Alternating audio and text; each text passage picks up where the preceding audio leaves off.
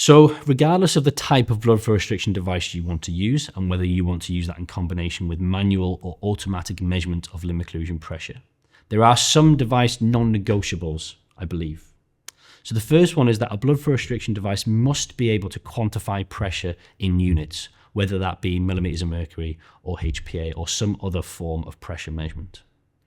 So typically devices such as elastic wraps or bands that are tied around the limb to compress the limb and compress the vessels, they don't allow us to measure or quantify pressure. So typically they're not advised to be used in any type of situation, specifically and particularly in a clinical use with a patient.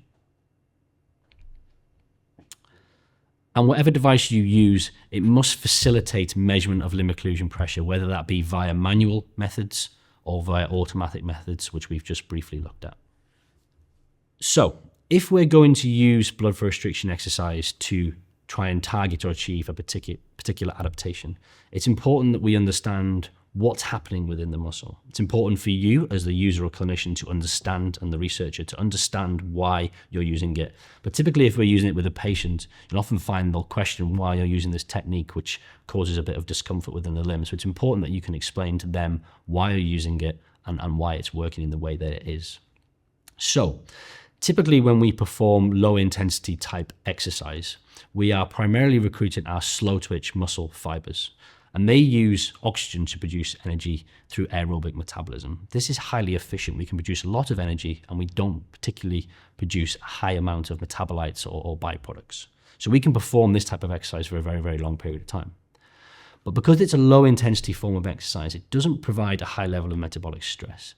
Typically because it's low intensity, we don't see a high degree of mechanical tension, and therefore we don't see any disruption to the ultrastructure of the muscles. So low intensity exercise by itself doesn't typically provide a significant stimulus for adaptation. And if we compare that to higher intensity type exercise, typically we recruit our fast twitch muscle fibers.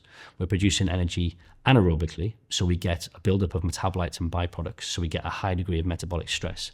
And we have high levels of mechanical tension because we're exercising at higher intensities or using higher loads with resistance-based exercise as an example.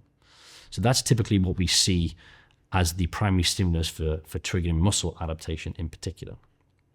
So when we're performing low intensity exercise with blood flow restriction, we're applying the tourniquet cuff proximally onto the limb, and we said we're inflating it to a predetermined pressure to compress all the tissues within the limb and the blood vessels. And we reduce the supply of blood and therefore oxygen to those working tissues. Because there's an insufficient supply of oxygen during low intensity exercise, the muscle tissue becomes hypoxic. And therefore we force the muscle to shift and rely upon anaerobic metabolism to produce energy. So then we get this buildup of metabolites and byproducts as a result of that stimulus or the oxygen being taken away. Because we've completely restricted the flow of venous blood away from the muscle, we get pooling of venous blood within the limb and a buildup of these metabolites, which creates a high degree of metabolic stress within the limb. One of the key things we see within the blood flow restriction literature is this accelerates fatigue, which means we recruit, and we've seen this through several studies from several different labs around the world, that we recruit our fast twitch type 2 muscle fibers earlier at low intensities of exercise because of the fact that we've accelerated fatigue during this form of low intensity type exercise. So in the graph on the slide here, you can see this is an example of a study which showed that when we perform resistance-based exercise with blood flow restriction applied continuously, i.e. from the beginning of exercise and throughout all subsequent work and rest periods, we can see that muscle tissue oxygenation never recovers back towards baseline like it would do with low intensity exercise by itself. So we're making the muscle tissues hypoxic and keeping this stimulus throughout the period of exercise. And there's some evidence to suggest that this might be one of the primary mechanisms that drives adaptation with blood flow restriction exercise. And I say primary because there's lots of different proposed and hypothesized mechanisms, and we don't fully understand them all yet. And I believe there's not going to be one sole specific mechanism that is a key driver, but the hypoxic conditions created within the muscle tissue might be a primary mechanism that triggers several secondary mechanisms that are important for adaptation.